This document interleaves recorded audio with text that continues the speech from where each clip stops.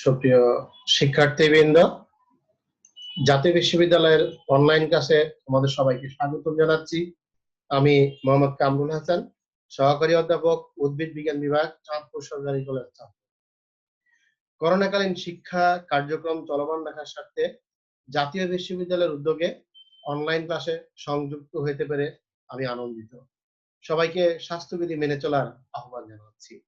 আমি আজকে উদ্ভিদ বিজ্ঞান বিষয়ের অনার্স চতুর্থ বর্ষের অ্যাগ্রোনমি অ্যান্ড হর্টিকালচারের 15তম লেকচার অর্থাৎ আজকে শেষ লেকচার নিতে যাচ্ছি। আজকের লেকচারের শিরোনাম concept and components of social forestry and agro forestry. আমরা এরপরে যদি খেয়াল করি, আমরা এই প্রেক্ষাপটে মূল লেকচারে চলে যাই। সামাজিক বনায়ন, যে বনায়ন বা বন ব্যবস্থাপনায় জনসাধারণ সরাসরি সম্পৃক্ত থাকে বা জনগণ বন সৃজন কর্মকাণ্ডে সরাসরি অংশগ্রহণ করে, অর্থাৎ জনগণের স্বতঃস্ফূর্ত অংশগ্রহণের মাধ্যমে দেশ ও জনগণের কল্যাণে যে বনায়ন কর্মসূচি বাস্তবায়িত হয় তাকে বলা হচ্ছে সামাজিক বনায়ন। আমরা স্ক্রিনে একটি সামাজিক বনায়নের ছবি দেখতে পাচ্ছি। সোজা কথা হচ্ছে, যেই বনায়ন ন্যাচারাল ভাবে নয়, মানুষ তার নিজের প্রয়োজনে নিজের কাজে নিজেই বনায়ন করে থাকে, সেটা হচ্ছে সামাজিক বনায়ন। আর সামাজিক বন মানে মানুষের বন, আর মানব সৃষ্ট বন ও মানুষের জন্য বন। আমরা এই বনায়ন যদি খেয়াল করি, এই বনায়নে আমরা অনেক ধরনের উদ্ভিদ লাগিয়ে থাকি।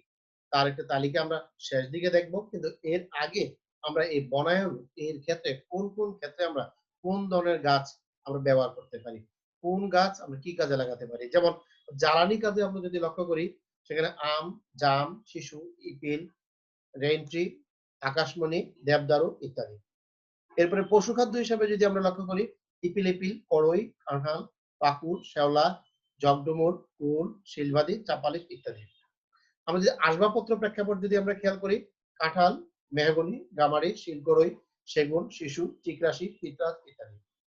আমরা যদি গৃহ নির্মাণ প্রেক্ষাপট খেয়াল করি, যে ধরনের উদ্ভিদ আমাদের প্রয়োজন হয় সামাজিক বনায়নে আমরা লাগিয়ে থাকি, কাঁঠাল, আম, জাম, মেহগনি, কড়ই, জারুল, গর্জন, সোনালু, তাল, পশু, গামারি, সুন্দরী ইত্যাদি।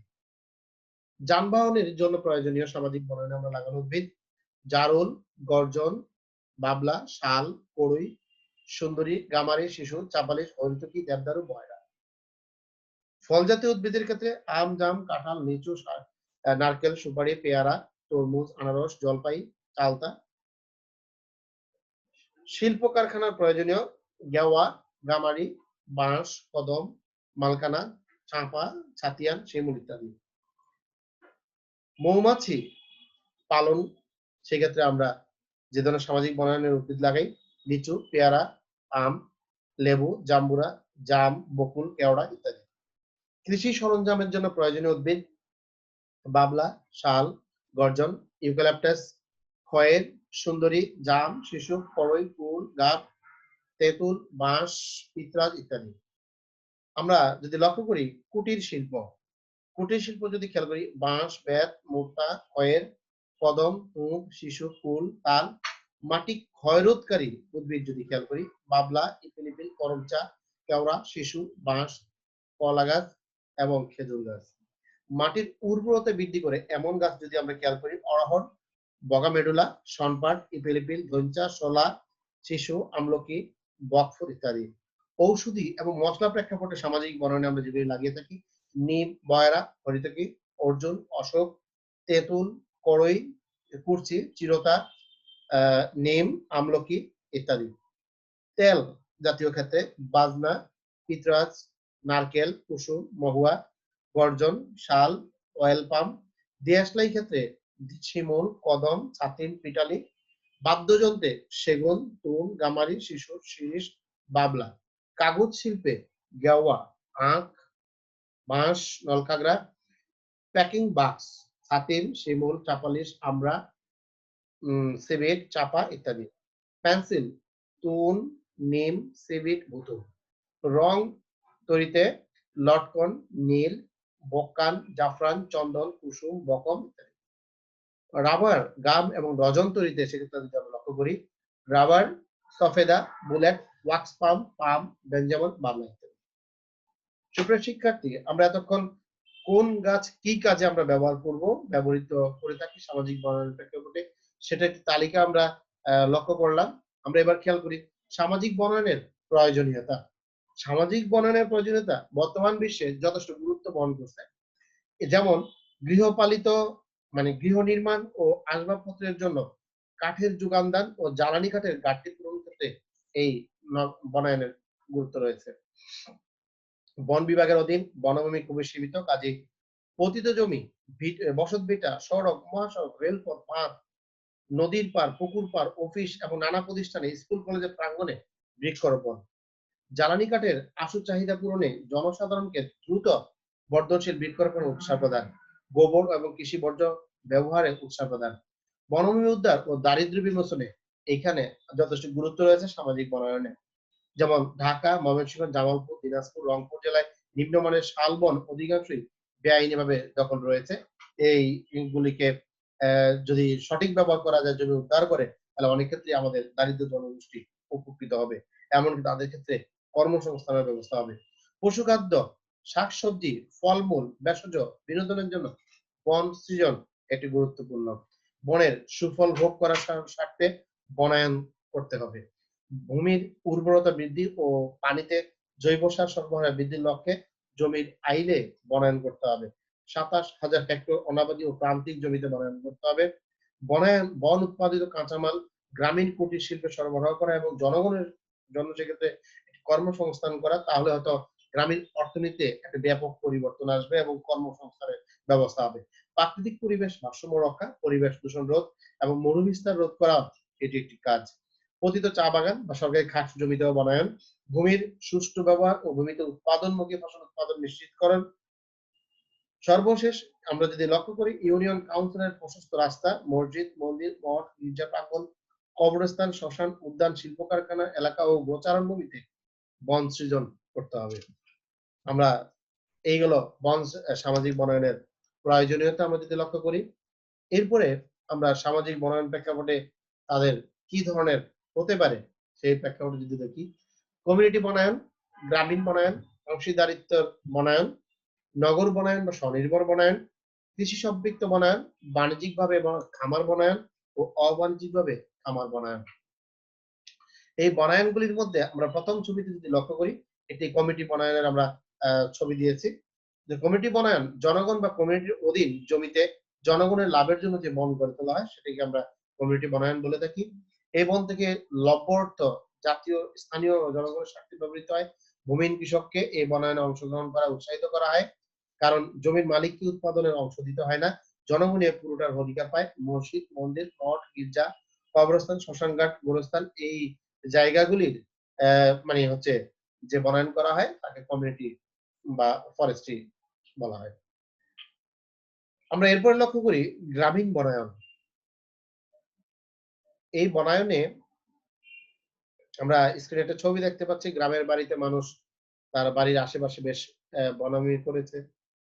এই এই বনায়নের কাজ সফল হতে হলে যেখানে সম্ভব সেখানে সরকারকে জমি বরাদ্দ করতে হবে। কৃষকরা দলবদ্ধ হয়ে জমিতে চাষাবাদ করবে, সে সঙ্গে গাছও লাগাবে। এই শর্তে অর্থাৎ গাছ লাগানোর শর্তেই জমি বরাদ্দ প্রদান করতে হবে। এর ফলে স্বল্প ব্যয়ে গাছপালা সৃজন সম্ভব হবে। বেকারের জন্য একটি কর্মসংস্থানের ব্যবস্থা হবে। পতিত জমির সুষ্ঠু ব্যবহার নিশ্চিত হবে। আপোষে বনের আগাছা এবং লতাপাতা পরিষ্কার হয়ে যাবে। আর বন সহজে পশুখাদ্য এবং জ্বালানি কাঠের একটা সংস্থান হবে। বনে উৎপাদিত গাছের পুরো লাভ কৃষকরাই ভোগ করবে। এই বরাদ্দ দেওয়া হবে ৫ বছর মেয়াদি বা নির্দিষ্ট মেয়াদের জন্যই। অবশ্যই সেক্ষেত্রে সরকারকে নির্দিষ্ট মেয়াদের মধ্যে আবার সরকারের দখলে নিয়ে নিতে হবে। প্রয়োজনে নতুন করে আবার বরাদ্দ দিবে। স্থানীয় বনায়ন করার লক্ষ্যে সরকার বিভিন্ন নির্দিষ্ট ব্যক্তিবর্গকে এ ধরনের জমি বরাদ্দ করবে। সরকারের মূল লক্ষ্য থাকবে স্থায়ী বন গড়ে তোলা, সেই লক্ষ্যে বা সে সঙ্গে ভূমিহীন কৃষককে বৃক্ষ উৎপাদনে পরিণত হতে সুযোগ দেওয়া এবং দেশের এবং গ্রামীণ অর্থনীতিকে সচল রাখা। আমরা এরপর যদি লক্ষ্য করি অংশীদারিত্ব বনায়ন, পার্টিসিপেটরি ফরেস্ট্রি। স্ক্রিনে আমরা একটা ছবিতে দেখতে পাচ্ছি অনেকে একসাথে বনায়ন করতে যাচ্ছে এবং এই কর্মসূচিতে মূলত পার্বত্য এলাকায় জনগণের জন্য গৃহীত হয়। বিশেষ করে জুম চাষীদের জন্য যারা কিছুদিন পর পরই চাষের স্থান পরিবর্তন করে। জুম চাষে বনাঞ্চলে কি ক্ষতি হয় তা আগে আমরা আলোচনা ইতিমধ্যে করেছি জুম চাষ নিয়ে। তাই অংশীদারিত্বের বনায়নের ক্ষেত্রে কয়েকটি পরিবারের বনায়নের জন্য একটি নির্দিষ্ট ভূমি বরাদ্দ করা হবে। তারা এখানে গাছ লাগাবে এবং এই গাছ প্রাপ্তবয়স্ক হলে তার নিজেরা ব্যবহার করবে বা বিক্রি করে লভ্যাংশ পাবে। তাদেরকে বিনামূল্যে চারা প্রদান করতে হবে, পরিচর্যার সুযোগ দিতে হবে। প্রয়োজনে সড়ক, মহাসড়ক, রেল লাইনের পাশে এই জমিগুলিও তাদেরকে ব্যবস্থা দিতে হবে। এই কৃষকদেরকে এই ধরনের যারা বনায়ন করবে তারা যেহেতু খুব বেশি মূলধনের মালিক নয়, তাদেরকে বিনামূল্যে কৃষি যন্ত্রপাতি অ্যা বা বনায়নের প্রয়োজনীয় যন্ত্রপাতি সরবরাহ করতে হবে এবং চারাগাছ সরবরাহ করতে হবে। নগর বনায়ন বা স্বনির্ভর বনায়ন আমরা যদি আরেকটা জিনিস লক্ষ্য করি, ছবিতে একটা দেখেন নগর দেখা যাচ্ছে, অনেক দালান অট্টালিকা দেখা যাচ্ছে এখানে। এর পাশেই এই যে বনায়ন করা হয়েছে। তো এই ধরনের নগর বা মহানগরে সুস্থভাবে বেঁচে থাকতে গেলে অবশ্যই বনায়ন দরকার আছে। প্রাণ ভরে বিশুদ্ধ বাতাস নিতে গেলে বন সৃজন একদম জরুরি। যেটা আমাদের বর্তমান ঢাকা শহরে মানে বনায়ন সরকার চেষ্টা করে যাচ্ছেন, আপ্রাণ চেষ্টা করে যাচ্ছে এবং নগর পিতারাও আপ্রাণ চেষ্টা করে যাচ্ছেন। কিন্তু তারপরও জনসংখ্যা হিসেবে একেবারে অপ্রতুল। সেখানে আরো বনের পরিমাণ বাড়াতে হবে।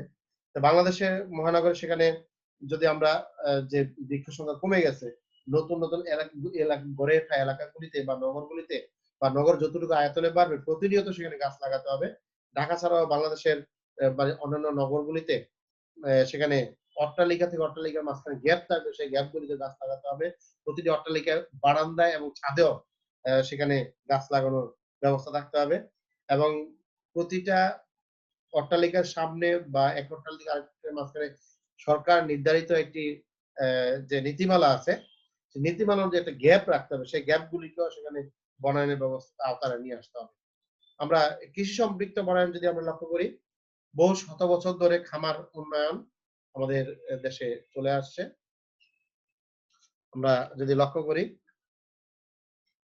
এবং বন উন্নয়নের এই দুটি বিষয়টা আলাদা হয়ে আসছিল। খামার উন্নয়ন এবং বন উন্নয়ন। এই শতকের মাঝামাঝি এসে কৃষি ভূমিতে বন সৃজনের বিষয়টি যথেষ্ট গুরুত্ব পাচ্ছে। কৃষক একই জমিতে কিছু অংশে শস্যদায়ী উদ্ভিদ এবং কিছু অংশে মানে উদ্ভিদের বন সৃজন করবেন। আর অথবা জলাভূমির ধারে বা জলাজমিতে বন সৃষ্টির উদ্যোগ নিবেন। কৃষক জমিতে আলের মতো করে সার করে সেখানে বৃক্ষরোপণ করবে এবং সারির মধ্যে বর্ষজীবী এবং শস্য এগুলি ফলাবেন। বৃক্ষের সারি যতদিন না শস্যের জন্য আলো সেখানে আমরা যদি লক্ষ্য করি, যতদিন না আলো, ছায়া ইত্যাদি প্রতিবন্ধক সৃষ্টি না করে ততদিন পর্যন্ত সেগুলিকে কেটে দিয়ে রাখতে হবে। পশুখাদ্য এবং জ্বালানি কাঠের সংস্থান করতে হবে। এই গেল আমরা যদি লক্ষ্য করি কৃষিভিত্তিক বনায়ন। আমরা যদি কমার্শিয়াল ফরেস্ট্রি বা বাণিজ্যিক বনায়ন আমরা লক্ষ্য করি, এটি সাধারণত সমৃদ্ধ কৃষক বা ধনী কৃষককে এই ধরনের কাজে উদ্বুদ্ধ করা হয়। পরিবারের প্রয়োজন মিটিয়ে যারা উদ্বৃত্ত শস্য বিক্রি করে তাদের এ ধরনের বনায়নের পরামর্শ দেওয়া হয়। এতে পরিবেশ যেমন সুরক্ষা হয়, তেমনি কৃষকও অনেক বেশি লাভবান হতে পারেন। এক্ষেত্রে কৃষক তার উদ্বৃত্ত জমিতে শস্য বোনা বাদ দিয়ে এমন উদ্ভিদ লাগাবেন যা ভবিষ্যতে মূল্যবান কাঠ হিসেবে ব্যবহৃত হবে।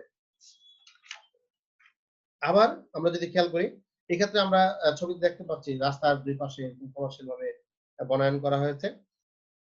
অবাণিজ্যিক খাবারও আমরা করতে পারি।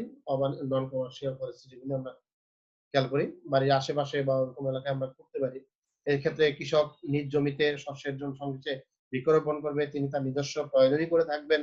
তবে এই ব্যাপারে সরকার তাকে প্রযুক্তিগত দিক থেকে সহায়তা করবেন, যন্ত্রপাতি দিয়ে সহযোগিতা করবেন এবং কি টেকনিক্যালি পরামর্শ দিবেন। চারা সরবরাহ করবেন। সর্বোপরি এটি যে কৃষকের জন্য একটি লাভজনক পদ্ধতি হবে, তাহলে কৃষক এই কাজে উদ্বুদ্ধ হবে। কৃষক প্রশস্ত আইলের দ্বারে বৃক্ষরোপণ করতে পারেন। তৃণ ও আগাছা আচ্ছাদিত ভূখণ্ড, পশুচারণ ভূমি, ঘরের আশপাশ ইত্যাদি গাছ লাগানোর জন্য উদ্বুদ্ধ করা যেতে পারে। এই গেল আমাদের বিভিন্ন ধরনের বনায়ন। আমরা এরপরে খেয়াল করি কৃষি বনায়ন। ছবিতে আমরা দেখতে পাচ্ছি যে কৃষি জমি, তার মধ্যে এই যে বনায়ন করা হয়েছে। কোন জমি থেকে একই সময়ে বা পর্যায়ক্রমে সম্মিলিতভাবে বিভিন্ন গাছ, ফসল, মৎস্য, পশু ও পশু খাদ্য উৎপাদন করাকে কৃষি বনায়ন বলা হয়ে থাকে। NAIR নায়া এর মতে কৃষি বনায়ন হলো বিভিন্ন মাঠ ফসল ও বসতি বনবৃক্ষের এক সমন্বয়, যেখানে ভূমির বহুমুখী ব্যবহারের মাধ্যমে একক চাষাবাদ অপেক্ষা তুলনামূলকভাবে অধিকতর অর্থনৈতিক, পরিবেশগত ও সামাজিকভাবে উপকৃত হওয়া সম্ভব। বাংলাদেশের যশোর, কুষ্টিয়া, ফরিদপুর জেলার আবাদি জমির মধ্যে খেজুর, তাল, বাবলা এই গাছ লাগানোর জ্বলন্ত উদাহরণ রয়েছে। আমরা যদি এই কৃষি বনায়নের আমরা কিছু গুরুত্ব যদি বা প্রয়োজনীয়তা যদি লক্ষ্য করি, সেখানে যে বিষয়গুলো আমরা খেয়াল করতে পারি, উদ্দেশ্যগুলি একই কথা। আমাদের দেশে ক্রমবর্ধমান জনগোষ্ঠীর আসবাবপত্রের চাহিদা পূরণের জন্য কৃষি বনায়ন একদম অত্যাবশ্যক। জনগণের জ্বালানি কাঠ ও শিল্পের কাঁচামালের ক্রমবর্ধমান চাহিদা পূরণার্থে কৃষি বনায়ন অত্যন্ত জরুরি। কৃষি বনায়নের কারণে বায়ুমণ্ডলের তাপমাত্রা ঠান্ডা থাকে, যার ফলে বৃষ্টিপাত হয়, বনাঞ্চল হ্রাস পাওয়ায় বন্যার প্রকোপ কম হয়।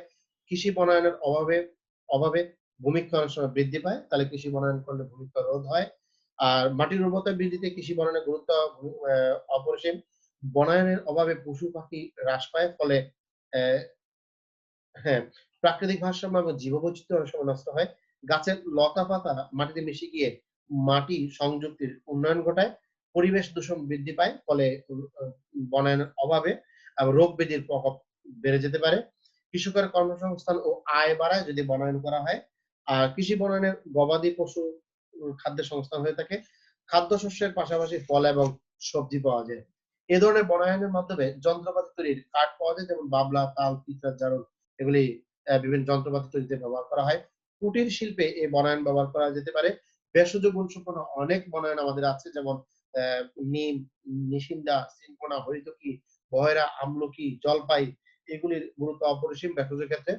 কৃষি বনায়ন মানুষের চিত্ত বিনোদন এবং মানসিক প্রশান্তির উৎস হিসেবে কাজ করে এবং মানুষকে ছায়া প্রদান করে রাস্তার পাশের মানুষকে।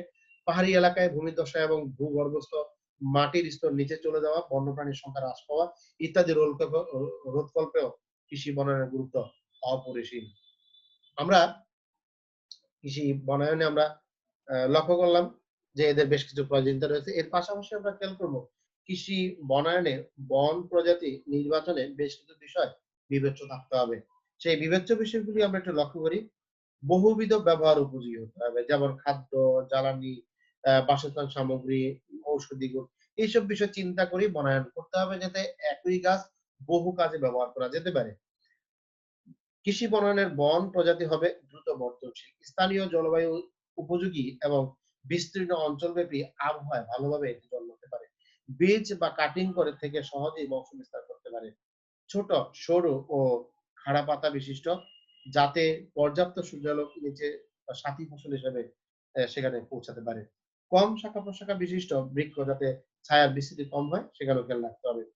গভীর শিকড় বিশিষ্ট বৃক্ষ, যাতে মাটির গভীর থেকে খাদ্য উপাদান গ্রহণ করতে পারে। এই বিষয়গুলি অবশ্যই উদ্ভিদ নির্বাচনে বন বা বন প্রজাতি নির্বাচনে খেয়াল রাখতে হবে। আরো বিষয়, যেমন কম যত্নেও যাতে গাছ বেড়ে ওঠে, অনেক কম উর্বর জমিতে আমাদের অনেক জমি থাকে যেখানে উর্বরতা কম, এমন এলাকায়ও যাতে উদ্ভিদ হতে পারে। বন্যা সহিষ্ণু উদ্ভিদ, খরা সহিষ্ণু উদ্ভিদ এই উদ্ভিদগুলো থাকতে হবে বন প্রজাতির মধ্যে। ভারী বা অধিক প্রুনিং পর বেঁচে থাকতে পারে, এটা খেয়াল রাখতে হবে। ছোট এবং নরম পাতা বিশিষ্ট, যাতে সহজে পচে যায় এবং খাদ্য উপাদান সরবরাহ করবে এমন উদ্ভিদ বাছাই করতে হবে। আমরা কৃষি বনায়নের প্রয়োজনীয়তা আহ, কৃষি বনায়ন প্রেক্ষাপটে যে উদ্ভিদ আমরা প্রজাতি নির্বাচন করব সেই বিষয়গুলি, বিবেচ্য বিষয়গুলি আমরা খেয়াল করলাম। কৃষি বনায়নের শ্রেণীবিভাগ। কৃষি বনায়ন যদি আমরা লক্ষ্য করি, ৪ টা ভাগে ভাগ করা যায়। একটা হচ্ছে কৃষি ফসল, কৃষি বা ফসল বন, এটি তৃণবন, আর একটা কৃষি তৃণবন, আর হচ্ছে কৃষি বন ও মৎস্য।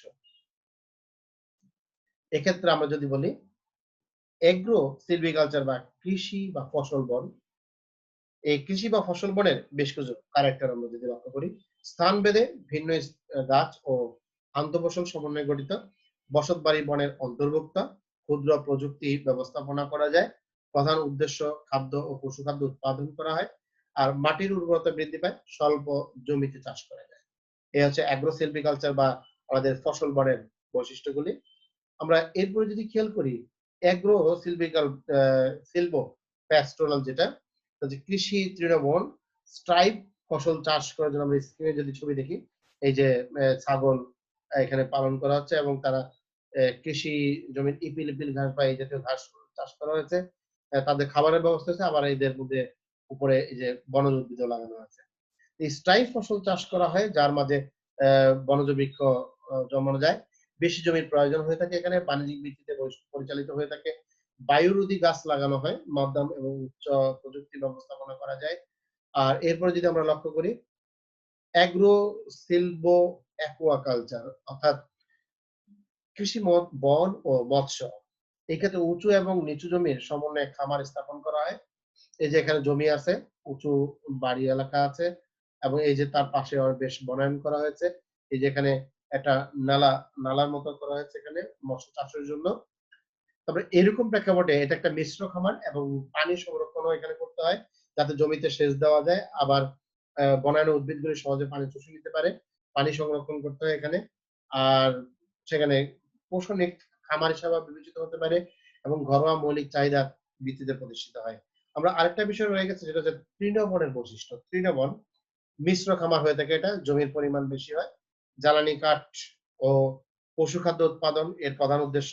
মধ্যম ও উচ্চ প্রযুক্তি স্থাপন করা হয়।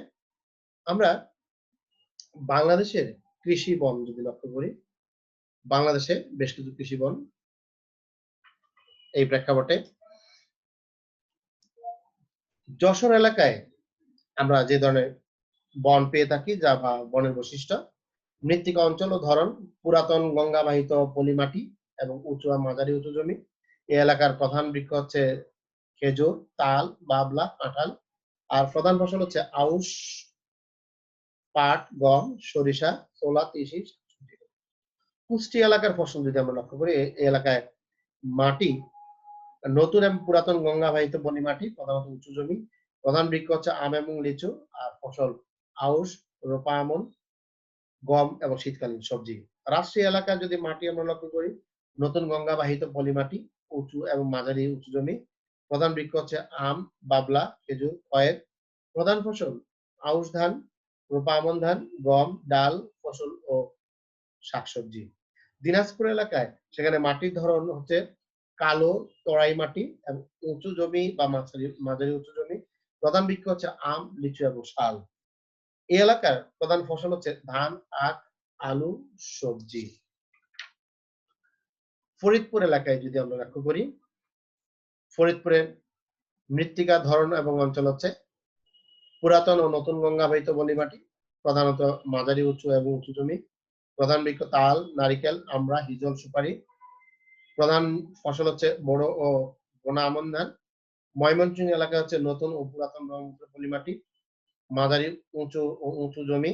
প্রধান বৃক্ষ হচ্ছে হিজল, মান্দার, লিচু, জাম, জ্বালানি। প্রধান ফসল হচ্ছে ধান, পাট, সবজি।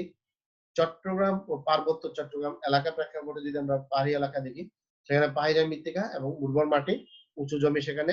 প্রধান বৃক্ষ হচ্ছে পাহাড়ি বৃক্ষ, শাল, সেগুন, গর্জন, অর্জুন, কড়ই এই জাতীয় উদ্ভিদগুলি। প্রধান ফসল হচ্ছে এখানে ভুট্টা, ধান, সবজি, আনারস।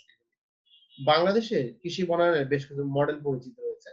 সেই মডেল পরিচিতির তালিকা যদি আমরা লক্ষ্য করি, কৃষি বাংলাদেশে সহ এশিয়া মহাদেশে যেসব কৃষি বনায়ন মডেল মানে সমবনায় বলে প্রতীয়মান হচ্ছে, তার মধ্যে বেশ কয়েকটা হলো কৃষি বন ও মাঠ ফসল মডেল, ইপিলিপিল ও মাঠ ফসল মডেল, ইপিলিপিল, বকাইন ও মাঠ ফসল মডেল, ছায়া প্রদানকারী বৃক্ষের নিচের শস্যের চাষ মডেল, বসত বাড়িতে কৃষি বনায়ন মডেল, বহু স্তর বিশিষ্ট কৃষি বন মডেল, সীমানা বন মডেল, বন বাগান মডেল, ঘন সীমানা বন বা গবাদি পশু পশুর খাবার যে তৃণভূমি তার মডেল, বন বাগান ও পশু খামার মডেল, নারিকেল, কলা ও ধান মডেল, ফসল বৃক্ষ ও পশুপালন মডেল, পাহাড়ি মিশ্র সারি ফসল মডেল, পাহাড়ি ইপিলিপিল মাঠ ফসল মডেল, মৎস্য বৃক্ষ ও ফসল মডেল।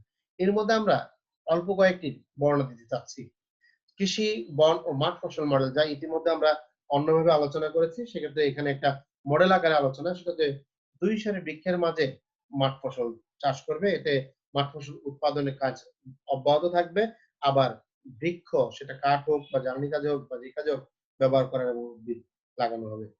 এইসব ক্ষেত্রে রোপণ উপযোগী উদ্ভিদ হচ্ছে সেগুন, শাল, জারুল, শিশু, মাদার, বাবলা, আম, জাম, কাঁঠাল, মেহগনি, দেবদারু, সুপারি, কলা, তাল ইত্যাদি। আমরা এরপরে যদি লক্ষ্য করি ইপিলিপিল প্রেক্ষাপটে, ইপিলিপিল ও মাঠ ফসল মডেলের ক্ষেত্রে আমরা যদি লক্ষ্য করি, এই দুটি ইপিলিপিল সারির মাঝখানে ধান, ভুট্টা, চীনাবাদাম, সয়াবিনের চাষ হবে, এতে মোট উৎপাদন বেশি হবে, আবার মাটির উর্বরতাও ঠিক থাকে। যেহেতু অনেক ক্ষেত্রে এরা লিগুমিনেসি উদ্ভিদে লাগানো হয়ে থাকে। ইপিলিপিল বকাই প্লাস মাঠ ফসলের মডেল যেটা, সেটা যদি আমরা লক্ষ্য করি, ইপিলিপিল গাছ একটি বকাইন সারি আর মাঝখানে দানা জাতীয় ফসলের প্রান্ত চাষ করা হয়। এতে একই সাথে গোখাদ্য, জ্বালানি ও দানাশস্য উৎপাদিত হয়। এতে করে জমির উর্বরতা বাড়ে, মাঠ ফসল উচিতভাবে খাদ্য পায়। ছায়া প্রদানকারী বৃক্ষে নিচে একবর্ষী বা বহুবর্ষী ফসল চাষ, এটা আমাদের বাংলাদেশে একেবারে পরিচিত ছায়া প্রদানকারী উদ্ভিদ। বিশেষ করে চা বাগানের কড়ই গাছ বা চা বাগানে আনারস বাগানে আম বা কাঁঠাল গাছ যে করা হয়, সেগুলি ছায়া প্রদানকারী উদ্ভিদ হিসেবে লাগানো হয়। বসত বাড়িতে কৃষি বনায়ন, বসত বাড়িতে কৃষি বনায়ন থাকবে, এটা স্বাভাবিক। এলাকায় এই পদ্ধতিতে বসত বাড়িতে বসবাস ছাড়াও শাকসবজি ও খাদ্য ফসলের চাষ, গবাদি পশু, হাঁস মুরগি পালন এবং বিভিন্ন রকমের ফলজ বনজ ও সহবর্ধনকারী গাছপালা একই সাথে উৎপাদিত হয়। বহু স্তর বিশিষ্ট কৃষি বন মডেল, এই পদ্ধতি বিভিন্ন স্তরে বিভিন্ন প্রজাতির পরিবর্তে প্রতিটি স্তরে এক জাতীয় বা দু জাতীয় প্রজাতি থাকে। যেমন উপরের স্তরে সুপারি, মধ্য স্তরে পেয়ারা বা কফি এবং নিচের স্তরে আনারস, আদা বা অন্য কোনো সিম জাতীয় সবজি। সীমানা বন মডেল, যেটা হচ্ছে আমাদের দেশে যে বাড়ির সীমানা বা রাস্তা করলে তার পাশের সীমানাবর্তী এলাকায় যাতে ভূমিক্ষয় রোধ করা যায়, বায়ু প্রবাহ রোধ করা যায়, এরকম আহ, লাগানো হয় উদ্ভিদ বা ফসলের জমির আইলেও লাগানো যায়। বন বাগান মডেল, পরিকল্পিত অল্প আয় অনেক গাছ লাগানো যায়, বিনোদন কেন্দ্র হিসেবে এই ধরনের বন উপযুক্ত। সীমানা বন, গবাদি পশু সেখানে থাকবে এবং তৃণভূমি এমন এলাকায় বাছাই করা হয়, গরুর গোবর এই থেকে এখানে জৈব সার পাওয়া যায়। বন বাগান ও পশু খামার মডেল, এই পদ্ধতিতে সারা মাঠে বন ও ফলজ গাছ থাকে। তাছাড়া বৃহৎ বৃক্ষের নিচে পশু খাদ্যোপযোগী ঘাসের চাষ করা হয়, যাতে গবাদি পশু ঘাস খেয়ে জীবন ধারণ করতে পারে। নারিকেল, কলা ও ধান মডেল, এক্ষেত্রে নারিকেল গাছ উঁচু স্তরের গাছ, আর কলা গাছ হচ্ছে মধ্যম স্তরের, ধান হচ্ছে নিচু স্তরের। ৩ টা স্তর করে লাগালে তাহলে এই ক্ষেত্রে মডেলটা বেশ সুন্দর হয়। ফসল বৃক্ষ ও পশুপালন মডেলে আমরা যদি লক্ষ্য করি, এটি একটি জটিল পদ্ধতি, কারণ ৩ টি ভিন্ন রকমের প্রজাতি একই সাথে চাষ করা। রাজশাহী অঞ্চলে আম বাগানে সীমিতভাবে আমন ধান চাষ করা হয়। ধান উঠলে আবার গবাদি পশু পালন করা হয়। এই পদ্ধতিতে মডেল হিসেবে নেওয়া হয়েছে পাহাড়ি মিশ্র সারি ফসল মডেল। এই পদ্ধতিতে পাহাড়ের পৃথক পৃথক সারিতে নিচে থেকে উপরে ধান, কলা, ভুট্টা, কমলা, সয়াবিন, হ্যাঁ, এই জাতীয় উদ্ভিদের চাষ করে, এতে মোট উৎপাদন বেশি হয় এবং ভূমির উর্বরতা ঠিক থাকে। পাহাড়ি ইপিলিপিল মাঠ ফসল মডেল, পাহাড়ের নিচ থেকে উপরে একান্তরভাবে ইপিলিপিল ধান, ইপিলিপিল প্লাস ভুট্টা, ইপিলিপিল সাথে সয়াবিন এগুলো চাষ করা যায়, এতে মাটির উর্বরতা ঠিক থাকে, ফলনও বৃদ্ধি পায়। মৎস্য জাতীয় বৃক্ষ ও মডেলের সাথে মৎস্যের সাথে একসাথে যে মডেল, এই পদ্ধতিতে পুকুরের মাছের সাথে আহ, পুকুরে ঢালু পারে মাচায় লতা জাতীয় শাকসবজি চাষ করা হয় এবং পানির প্রান্ত সীমায় কলমি, উঁচু পারে পাতা কম ঝরে এবং ফলজ বৃক্ষ যেমন পেঁপে, নারিকেল, কলা, লেবু, সুপারি, এতে পুকুর পাড়ও ঠিক থাকে। আমরা যদি লক্ষ্য করি, আমরা এখানে একটি কৃষি বনায়নের নির্বাচিত উদ্ভিদের একটা তালিকা দিয়েছি, যার মানে তালিকা হয়তো আরো বড় হতে পারে, কিন্তু আমরা কয়েকটা উদ্ভিদের নাম দিয়েছি যার বৈজ্ঞানিক নাম এবং প্রধান ব্যবহারটাও আমরা একসাথে দেওয়ার চেষ্টা করেছি। কৃষি বনায়নের কয়েকটি নির্বাচিত উদ্ভিদ যেমন রেইন ট্রি, তার বৈজ্ঞানিক নাম হচ্ছে স্যামানিয়া স্যামন, এবং আমরা প্রধান কাজ হচ্ছে কাঠ তৈরিতে। কড়ই, যেটা হচ্ছে অ্যালবেজিয়া প্রোসেরা, এটাও কাঠ তৈরিতে। নিম, অ্যালবেজিয়া অ্যাজোটেরিকটা ইন্ডিকা, কাঠ এবং ভেষজ কাজে ব্যবহার করা হয়। বাবলা, একাশিয়া নেলিটিকা, যেটা যন্ত্রপাতি তৈরিতে ব্যবহৃত হয়। আম, ম্যাঙ্গিফেরা ইন্ডিকা, কাঠ এবং ফল হিসেবে। কাঁঠাল, যেটা হচ্ছে আর্টোকার্পাস হেটেরোফাইলাস, কাঠ এবং ফল এর প্রধান ব্যবহার। এরপর হচ্ছে সুপারি, যেটা হচ্ছে এরিকা ক্যাটেচু, যেটা কাঠ এবং ফল। নারিকেল, কোকোনাট, যেটা কোকোস নুসিফেরা, ফল। খেজুর, ফনিক্স সিলভেস্ট্রিস, এর ফল এবং খেজুর রস বেশ সুস্বাদু খাবার।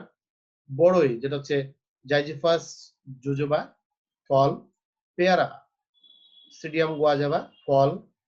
বেল, এজেল মার্ভেলাস, যেটা হচ্ছে ফল এবং কাঠ। আমরা হচ্ছে এম্বেলিকা অফিসিনালিস ফল, আনারস আনানাস স্যাটাইভাস ফল, হলুদ সারকোমা লঙ্গা যেটা হচ্ছে মশলা, মেহেদি সুইটিনিয়া ম্যাক্রোফাইলা কাঠ, সেগুন টেকটোনা গ্র্যান্ডিস কাঠ এবং ফল, তাল বরাসাস ফ্ল্যাভেলিফার কাঠ এবং ফল, অড়হর কাজানাস কাজান ডাল, কলা মুসা স্যাফিয়েন্টাম বা আরো বেশ কিছু প্রজাতি রয়েছে সবজি হিসাবে বা ফল হিসাবেও, লেবু সাইট্রাসের কয়েকটি প্রজাতি রয়েছে যেটা মূলত ফল। আরো কিছু আমরা দেখতে পাই সেটা যেমন পেঁপে, ডালিম, আদা, জাম, ইপিলিপিল, মিঞ্জিরি, লিচু, শাল, শিশু, অর্জুন, কৃষ্ণচূড়া, দেবদারু, জামরুল, আতাফল, সফেদা, বহেরা, মলাকানা, ধইঞ্চা। তার মানে দেখা গেল কৃষি বনায়নে আমরা অনেক উদ্ভিদ আমরা লাগাতে পারি বনায়নের প্রেক্ষাপটে। সুপ্রিয় শিক্ষার্থীবৃন্দ, আজকে আমরা যে লেকচার নিয়েছি, যে বইগুলির সহযোগিতা নিয়েছি সেই বইগুলি হচ্ছে introduction to Bangladesh agriculture by Abdul Alim, Agronomy and Horticulture by Professor Jitendranath Rai, Agronomy and Horticulture and Afforestation by MD Jillul Bari and Mahfuzur Rahman Khan, Agronomy and Horticulture by Professor Jibon Krishna Saha and Professor Sunil Chandra Bosu. সুপ্রিয় শিক্ষার্থী, তোমরা সবাই ভালো থেকো, সুস্থ থেকো এবং বাসায় থেকো। সবার মঙ্গল কামনায় সবাইকে ধন্যবাদ জানাচ্ছি।